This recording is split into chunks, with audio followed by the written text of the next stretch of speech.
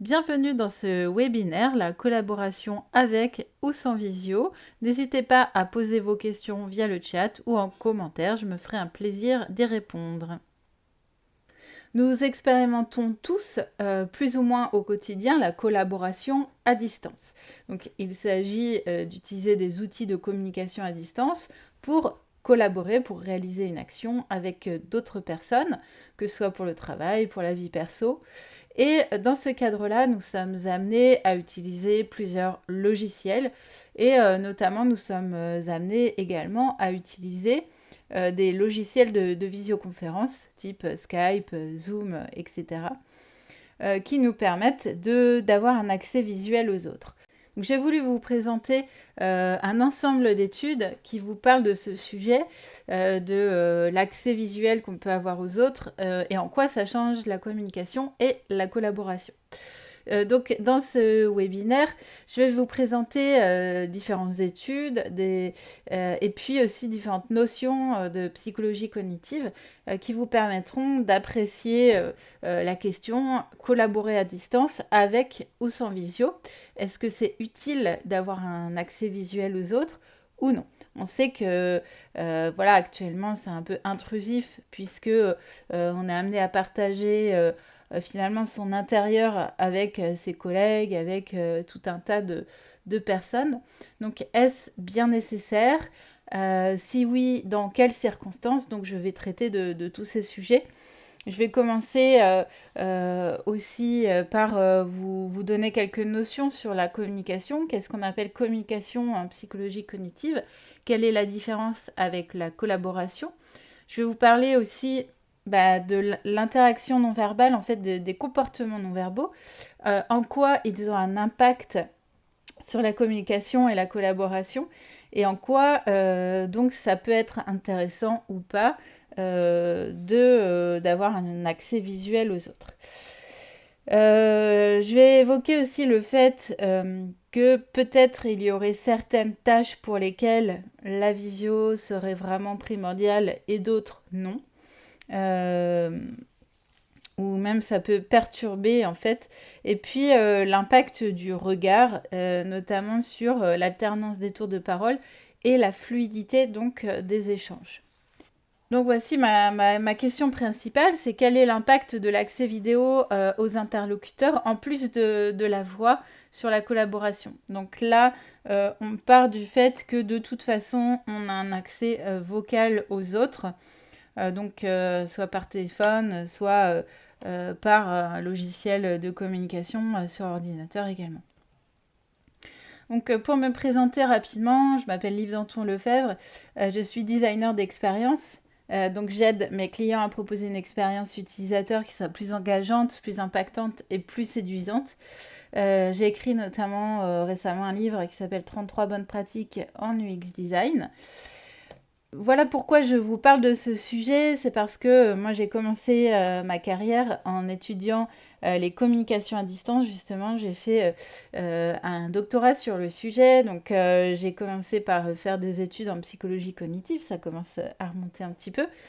Et en 2008, j'ai soutenu cette thèse qui s'appelle Les indicateurs non verbaux dans les interactions médiatisées. Donc, je vais vous parler rapidement des résultats de recherche que j'ai obtenus. Et puis ensuite, j'ai travaillé à Télécom Paris Tech sur toujours les médias de communication. Et ensuite, après ça, j'ai été amenée pendant 2 ans à être manager de télétravailleurs en télétravail moi-même. Ce qui m'a amenée en fait à écrire un livre, un e-book sur le sujet télétravail, enjeux et management. Donc pour commencer, je vais vous parler de qu'est-ce que communiquer.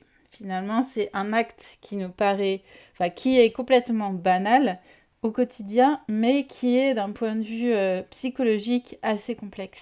Donc qu'est-ce que communiquer? Vous avez à la base, toute communication, il y a un émetteur et un récepteur. Hein, on est d'accord? Donc au moins 2 personnes, évidemment, cela peut être multiplié, bien évidemment. Mais je vous explique ça entre 2 interlocuteurs pour vraiment qu'on prenne le schéma le plus basique. vraiment, ce qui est important à comprendre, c'est que chaque interlocuteur a son lot de croyances, de connaissances. Et donc, sur le monde, on a tous, en fait, un lot de connaissances, de croyances sur le monde qui fait que nous pouvons agir sur le monde au quotidien parce que nous pensons le monde depuis qu'on est petit, on fait des hypothèses sur le monde et c'est ce qui structure notre cerveau, nos connaissances et ce qui nous aide à agir. Donc, on a un émetteur et un récepteur et chacun ont des croyances et des connaissances différentes. On est d'accord? Donc, là, on a un émetteur qui va transmettre une information au récepteur.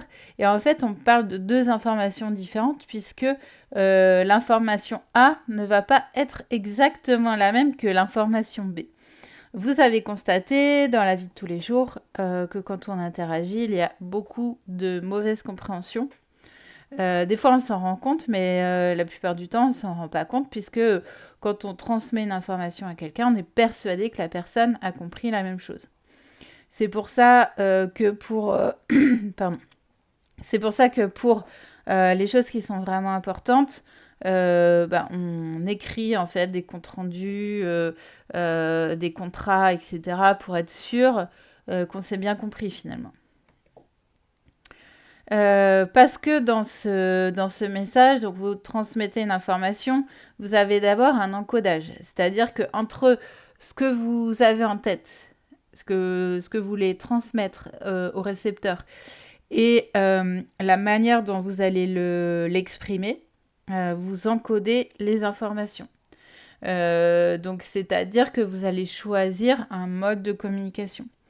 Vous allez, pour reprendre notre sujet aujourd'hui, vous n'allez pas transmettre les choses de la même manière que vous soyez au téléphone ou que vous soyez en face à face.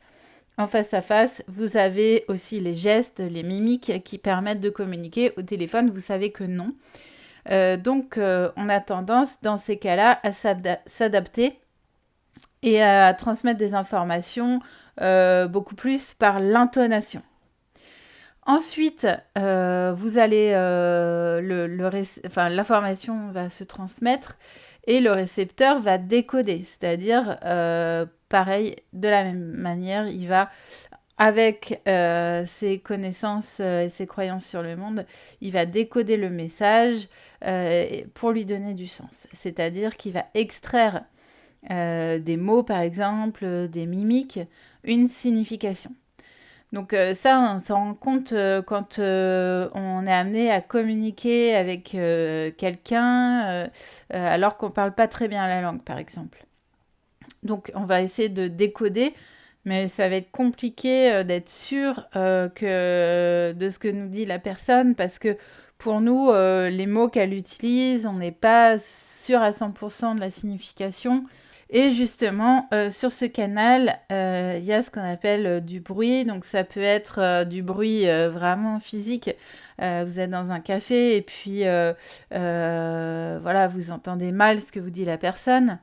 Mais ça peut être totalement autre chose. Cette personne vous transmet un message et puis elle fait des gestes et puis vous finalement à un moment donné votre attention est attirée ailleurs.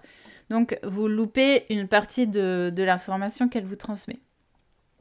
Donc, tout ça pour dire qu'il faut être conscient que quand on communique, il y a énormément de problèmes de communication qui peuvent arriver parce qu'on n'a pas les mêmes représentations du monde, parce que l'information doit être encodée et décodée et qu'au niveau du canal, il peut y avoir du bruit. Donc moi j'aime bien ce modèle-ci, il explique quand même beaucoup de choses du point de vue de la communication. J'ai étudié la communication à distance et pour ça je me suis intéressée à tous les éléments qu'on pouvait transmettre aux autres quand on communiquait.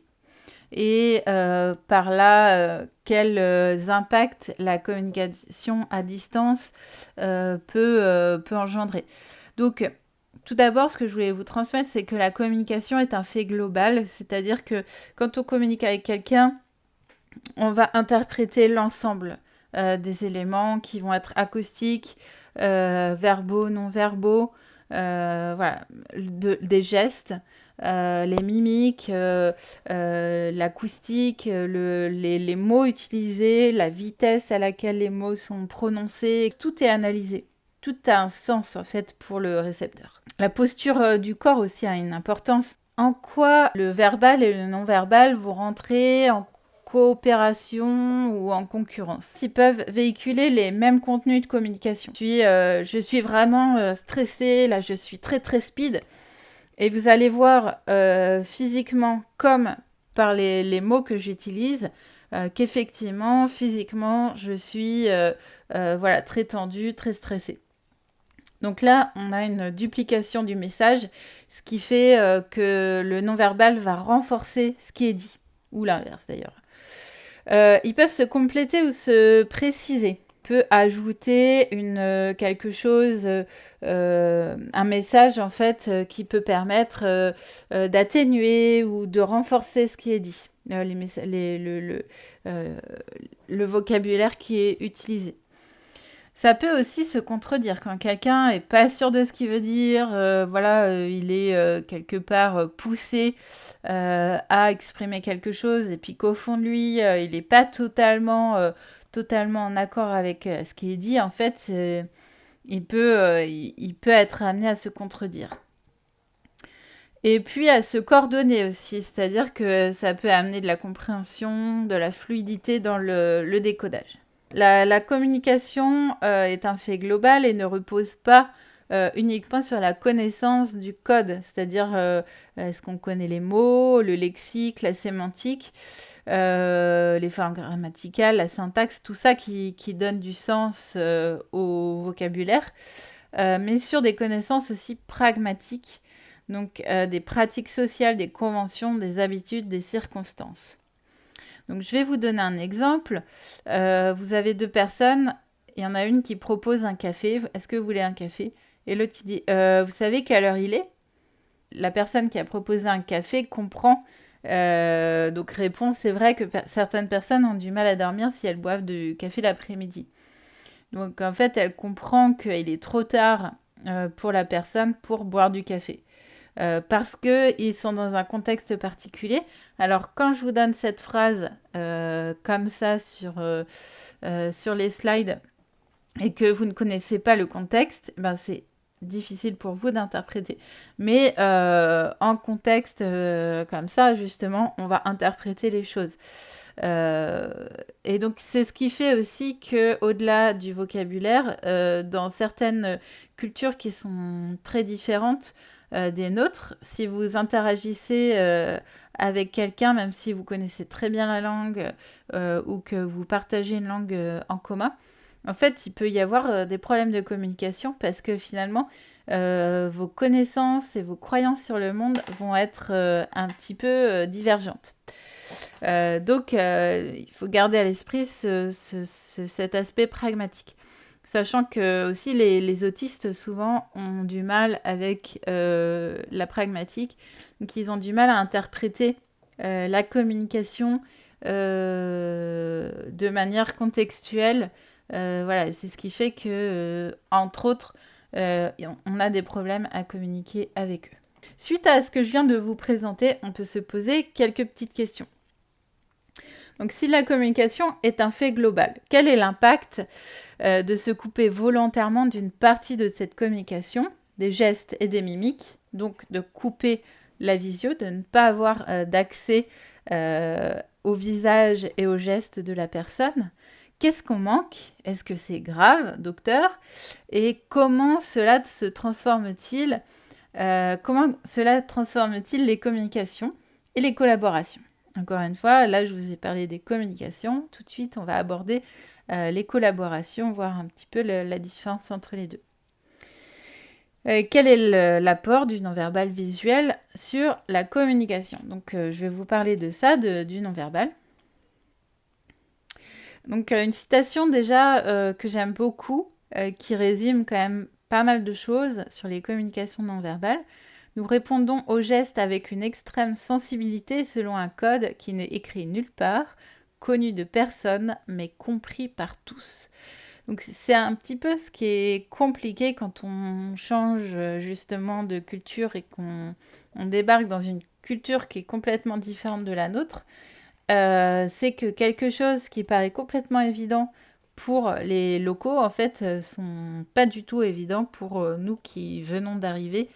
Et il nous faut un certain temps pour comprendre certaines habitudes et comprendre certains sous-entendus qui viennent soutenir l'interprétation du non-verbal. Donc le non-verbal permet de donner du poids à ce que nous disons et il participe à l'effet de persuasion du discours. Il amplifie aussi l'impact émotionnel. On verra que le non-verbal a vraiment ce rôle en fait d'apporter de l'émotionnel dans ce qui est transmis. Il aide celui qui exprime à trouver les mots et à réguler l'intensité du discours. Alors, petite précision, attention, quand je parle de communication non verbale, j'inclus également les intonations. Donc les intonations, évidemment, on n'a pas besoin de visio pour les transmettre. Donc voilà, sachez que quand je parle de non-verbal, je les inclus également. Donc la puissance du non-verbal, c'est de pouvoir transmettre des informations, donc de pouvoir communiquer, mais aussi de transmettre le vécu effectif de l'émetteur en situation, c'est-à-dire la manière dont je réagis là, tout de suite, maintenant. Je suis en visio ou en face-à-face avec vous. Vous me proposez quelque chose et là, je vais réagir, soit positivement, soit négativement. Mais vous allez voir tout de suite ma réaction, en fait. Donc, sauf si c'est quelque chose, voilà, finalement, ma réaction est assez neutre parce que la proposition ne me fait pas spécialement réagir. Mais voilà. Il y a un aspect très immédiat, en fait, ce qui pousse Ekman. Donc, Ekman, c'est un chercheur qui a beaucoup travaillé, notamment sur les émotions de base. Hein. C'est lui qui a découvert que sur Terre, en fait, on partageait toutes les cultures, 5 ou 6 émotions de base selon la manière dont selon le modèle. Et que donc le côté immédiat apportait une touche de sincérité au non-verbal. Alors que le verbal est davantage réfléchi, plus calculé. Certains comportements non-verbaux, eux, sont peu contrôlés en fait, sont assez naturels. D'ailleurs, on se rend assez peu compte de la manière dont on gesticule, pardon, les mimiques, etc. Là, en ce moment, on parle beaucoup du fait qu'on se touche le visage très souvent. Effectivement, moi, c'est ce que j'ai observé lorsque j'étudiais des vidéos de personnes qui interagissaient. Mais en fait, on ne s'en rend pas compte. On ne se rend pas compte qu'on se touche le visage sans cesse. Donc pour continuer sur ce sujet, donc selon le chercheur De Paolo, il y a un aspect, le non-verbal, il est irrépressible, c'est-à-dire qu'on ne peut pas ne rien transmettre. C'est quand même assez rare les gens qui ont un visage complètement neutre et qui le gardent tout le temps. Voilà, il y a toujours quelque chose, il y a toujours quelque chose qui passe et après, il est plus ou moins facile de décoder en fait, d'interpréter ce qui passe sur le visage ou dans les gestes de quelqu'un. C'est très lié à l'émotion, on vient de le dire. C'est propre à chacun. Si on a tous nos propres moyens de communication, il y a des gens qui font beaucoup de gestes. Moi, j'en fais partie, je le sais. Surtout quand j'explique quelque chose. Et il y a des gens qui sont beaucoup moins mobiles dans leur manière de communiquer. C'est propre à chacun. Un autre apport du non-verbal, c'est qu'il est singulier, c'est-à-dire que parfois, il n'y a aucun équivalent en matière de mots, de signification, d'émotion. En fait, un geste, voilà, vaut 100 mots. C'est une manière de communiquer en soi qui n'est pas forcément transposable dans le verbal. Et c'est relativement accessible pour autrui. Une autre chose qui est assez étonnante dans le non-verbal, c'est que finalement, en fait, les autres ont accès au non-verbal beaucoup plus que l'acteur. Alors qu'au niveau des mots, en fait, quand on dit un mot, on est responsable, on est conscient du mot qu'on va articuler, alors que du point de vue des gestes, en fait, c'est quelque chose d'assez, on va dire, inconscient, naturel. Alors, quel est le rôle du regard dans les interactions maintenant? Alors, on a deux fonctions conjointes, c'est ça qui est assez étonnant. Au regard, on a la perception de l'environnement. Donc, quand on regarde quelque part, c'est pour percevoir des informations, prendre des informations sur le monde. Mais également, c'est un comportement expressif envers les autres, signal de régulation des interactions. Donc notamment, il y a une étude de Camden de 1967 qui est vraiment très complète, très intéressante, sur l'alternance des tours de parole. Alors, qui montre en fait que quand on parle, on regarde peu l'interlocuteur. Alors ça, c'est vraiment intéressant. Je vous invite, je vous inviterai une prochaine fois à regarder deux personnes qui échangent. Et effectivement, quand on parle, on a tendance plus à regarder ailleurs. Alors surtout en face à face, hein, puisque la communication à distance change un peu les comportements. Mais regardez ça de personnes qui discutent de façon totalement naturelle. La personne qui parle regarde moins la personne qui écoute. Et la personne qui écoute, en fait, regarde son interlocuteur, la personne qui est en train de parler. Sauf que ce phénomène-là, en fait, il permet également de réguler les tours de parole. C'est-à-dire que quand on a terminé, quand on a presque terminé de parler, donc on regarde moins son interlocuteur, là on va se mettre à le regarder davantage, quelque part pour lui transmettre l'intention de lui donner la parole. Voilà, et donc la personne qui regarde la personne qui est en train de parler, elle va faire l'inverse. C'est-à-dire que donc, la personne qui parle va davantage la regarder et elle va davantage ne pas la regarder, quelque part pour préparer, pour dire à la personne « Ok, je vais prendre la parole » et pour préparer ce qu'elle a à dire, donc élaborer ce qu'elle va dire, en fait, se recentrer sur sa propre cognition. Donc, en fait, c'est un moyen, mais très très subtil, de regarder de transmettre le fait que le tour de parole va se transmettre d'une personne à l'autre. Une autre chose que je voulais, un autre résultat d'étude que je voulais extraire de cette étude qui est passionnante, c'est plus on sourit et moins il y a de regards mutuels. Donc ça, c'est assez intéressant pour lui. Donc son interprétation de ces résultats, c'est que en fait, il y a une limite de l'émotionnalité acceptable. C'est-à-dire, c'est vrai que quelqu'un qui serait trop souriant, qui serait qui serait, on va dire, très expressif, très dans le relationnel, alors qu'il n'y a pas forcément, c'est pas forcément très pertinent sur le moment, en fait, on pourrait avoir une certaine gêne. Hein, on peut comparer ça aussi avec la distance sociale. Bon, pas celle dont on parle actuellement, mais en fait, il y a des personnes qui ont besoin d'être très proches des autres, voilà, pour se parler, et d'autres qui préfèrent avoir une distance plus grande. Et puis entre cultures aussi, on a ces différences-là. Et donc, en fait, quelqu'un qui se rapproche trop de vous, alors que ça dépasse quelque part vos limites acceptables de distance avec les autres, vous aurez tendance à soit être mal à l'aise, soit à reculer.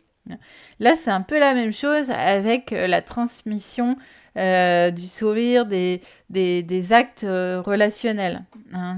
On a besoin de garder une certaine distance en fonction du contexte.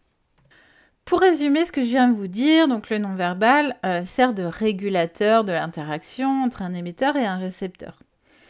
Ce sont des éléments qui sont essentiels du feedback nécessaire à l'efficacité de la communication. Voilà, donc sans non-verbal, on peut se dire déjà, il peut y avoir quelques petits soucis dans la communication. Donc les regards servent à indiquer que l'autre veut prendre la parole ou qu'il s'apprête à la donner, donc c'est assez intéressant du point de vue de l'alternance des tours de parole. Et puis, le non-verbal est un complément par rapport au verbal. Il permet de répéter, d'augmenter, d'illustrer, d'accentuer ou de contredire le verbal. Et le non-verbal peut être synchronisé avec le verbal, anticiper, substituer ou suivre le comportement verbal, ou bien être sans rapport. Donc voilà, ça me paraissait important de rappeler la définition de la communication selon la psychologie cognitive et puis de vous parler aussi de l'impact du non-verbal sur la communication, donc en particulier les gestes, les mimiques et l'orientation du regard, puisque ça va vous permettre de comprendre voilà, les conclusions finalement sur la question à laquelle vous vous attendez à ce que, à ce que je réponde, c'est-à-dire effet de la visio sur la collaboration. Donc déjà, quelle est la différence entre communiquer et collaborer? En fait, dans la communication, on échange des idées, des connaissances, etc. Et dans la collaboration, on va en plus partager un espace commun. Donc on va agir sur le monde en commun. Donc ça peut être un espace commun qui peut être physique, quand on répare un objet par exemple, mais ça peut être aussi un document, un schéma, etc. etc. Donc là, je vais vous parler rapidement de ce que j'ai fait durant ma thèse. Donc ma question, c'était est-ce qu'on peut collaborer à distance et quels sont les effets de la collaboration à distance avec, sans visio, etc. Donc j'ai fait une première expérience où j'ai demandé à 2 personnes de communiquer, de raconter une histoire. Donc on leur a proposé un petit logiciel avec des cubes. Ça reprenait le jeu Il était une fois. Donc on a des éléments qui permettent de raconter une histoire et après on a un fil de l'histoire et on pose des éléments sur ce fil tout en racontant à l'oral une histoire. Donc une tâche de narration collective et chacun avait un écran face à lui. Et donc j'ai testé 3 conditions. Donc soit les personnes ne se voyaient pas, ils pouvaient échanger verbalement.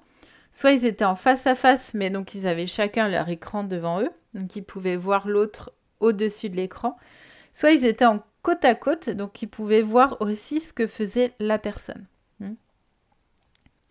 Ensuite, dans une deuxième expérience, donc j'ai testé la même tâche de narration collective, mais avec des tables interactives où là, donc, je faisais soit, je proposais le dispositif soit à distance, soit en coprésence. En coprésence, c'était soit en côte à côte, comme ça, autour d'une table, soit en face à face, donc ils avaient des vues opposées. Hein, et à distance, c'était la même chose. À distance, c'est soit ils avaient exactement la même vue du dispositif, soit non.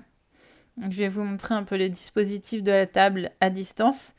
Ici, on a une chaise avec la table et puis en face, on a une personne. Ce qui était intéressant, c'est qu'on pouvait regarder vraiment, on pouvait la regarder droit dans les yeux. Donc, on voyait si elle nous parlait ou pas, etc. Et troisième expérience, là j'ai changé de tâche et je proposais aux personnes de faire d'assembler un puzzle à 2. Donc pareil, à distance ou en coprésence, et en côte à côte ou en face à face. Oui, on peut collaborer à distance, donc ça c'est le résultat des expérimentations que j'ai menées pendant ma thèse. Mais cela affecte le type de collaboration, c'est-à-dire qu'on a plus de gestes interactifs en face à face et en côte à côte que quand on ne se voit pas. ce qui est logique, hein, mais les gestes servent à la fois à s'exprimer et à la fois à communiquer. Et le principal effet négatif du manque d'accès visuel, notamment, c'est sur l'alternance des tours de parole. Donc, il y a moins d'interactivité, c'est-à-dire que les tours de parole sont plus longs. On se coupe davantage la parole et il y a moins voilà, de rebond, on va dire, dans la communication, puisqu'on a tendance, pour éviter de se couper la parole, à faire des phrases qui sont beaucoup plus longues, beaucoup plus lourdes.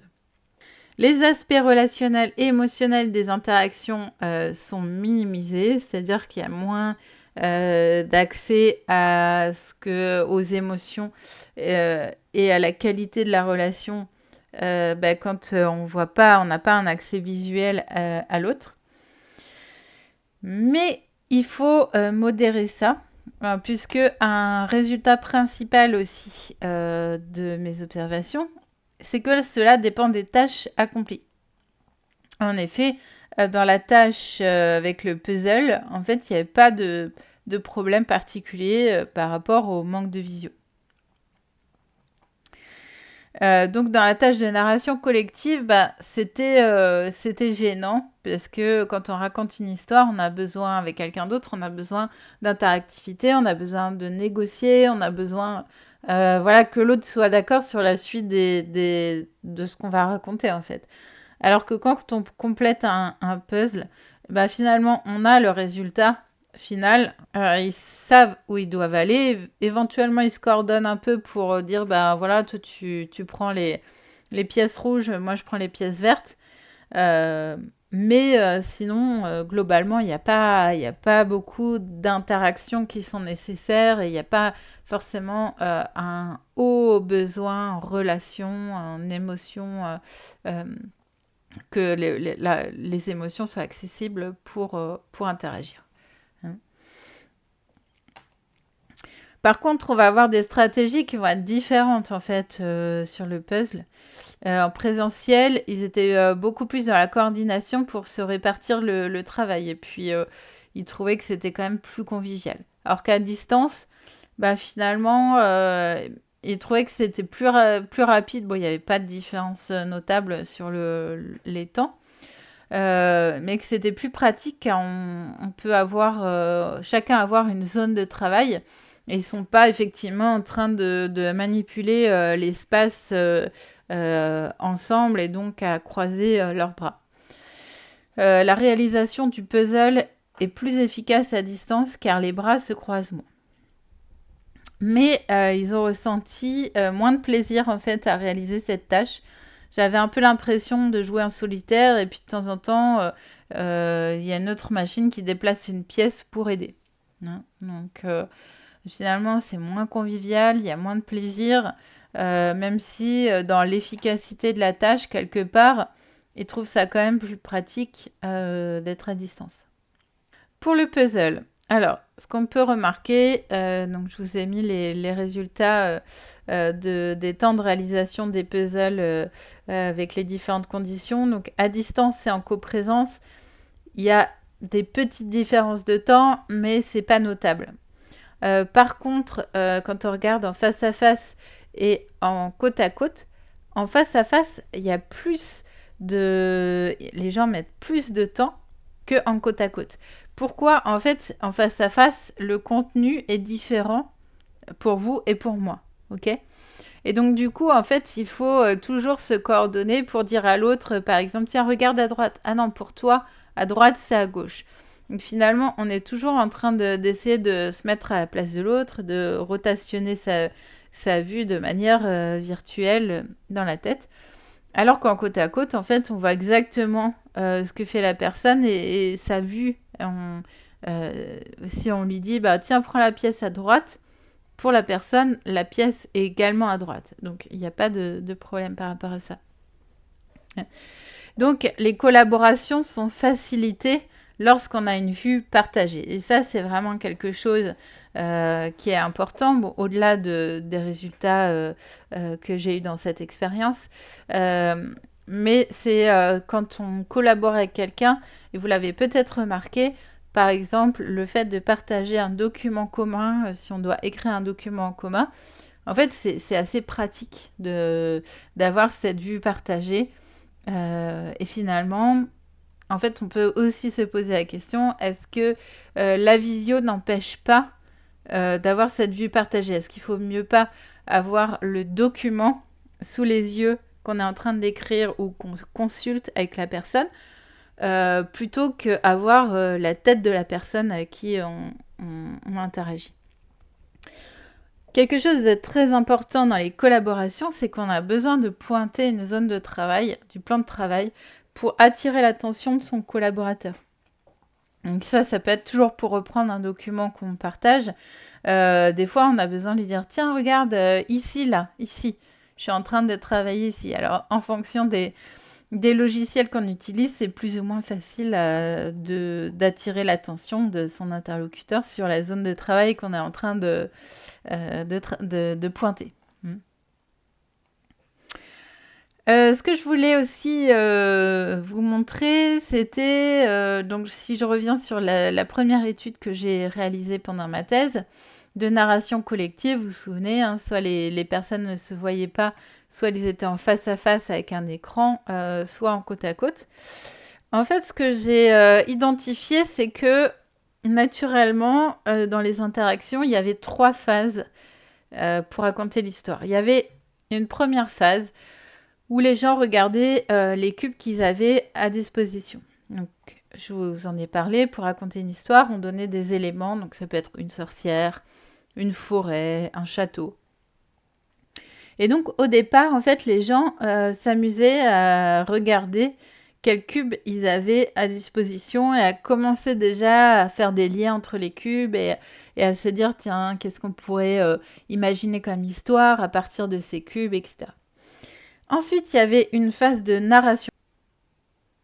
Donc, deuxième phase de narration. Donc là, les gens racontent l'histoire. Donc, ils posent les cubes. Donc, par exemple, je vais mettre... l'histoire commence dans une forêt et puis c'est une personne qui rencontre une sorcière. Voilà. Et ensuite, elle raconte l'histoire qu'elle imagine. Et une phase d'interaction, de négociation. Donc là, c'est plutôt de manière relationnelle. C'est-à-dire, il y en a un qui va dire, écoute, moi, je suis pas trop pour cette fin-là. J'aime pas les fins tristes. Je préférerais qu'on fasse une fin qui soit plus gaie, etc. Qu'est-ce que t'en penses? Qui va répondre, bah ouais, c'est vrai, t'as raison, mais bon, le problème, c'est que là, il faudrait qu'on refasse l'histoire parce que on n'a plus de cubes à disposition. Voilà, donc vous voyez, au sein même de cette tâche de narration collective, en fait, on a 3 types de phases. Alors, on aurait pu aller plus dans le détail, mais déjà, je trouvais qu'identifier ces trois moments, c'était assez intéressant. Donc finalement, même dans cette tâche de narration collective dont je vous ai parlé, il y a différents types de moments, de phases dans l'objectif de collaborer sur cette narration d'histoire à deux. Je me suis intéressée à des travaux qui m'ont beaucoup aidé à penser les choses. Quand on interagit, quand on collabore, il y a ces deux phases en fait. Il y a ce processus centré sur la tâche et ce processus centré sur le groupe.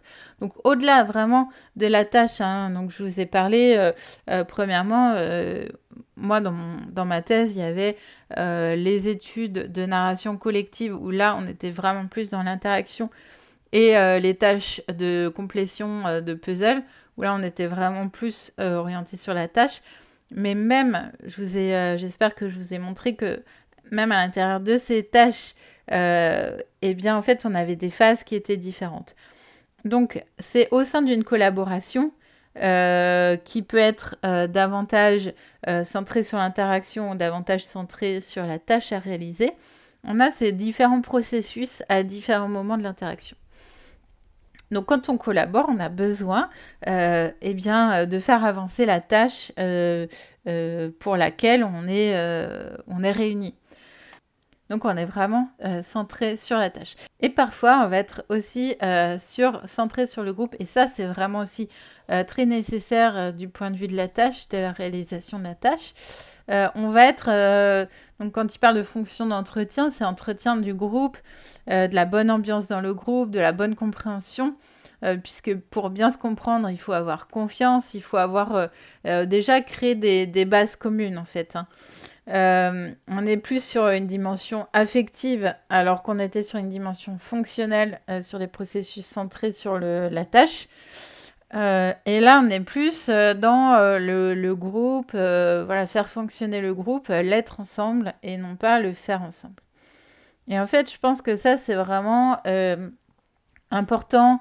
Il est important de se rendre compte que quand on collabore avec d'autres personnes, en fait, il y a ces deux aspects-là qui sont vraiment très importants et qui sont conjoints en fait. À certains moments, on est plus centré sur le groupe, à certains moments, on est plus centré sur la tâche, mais les deux sont très importants.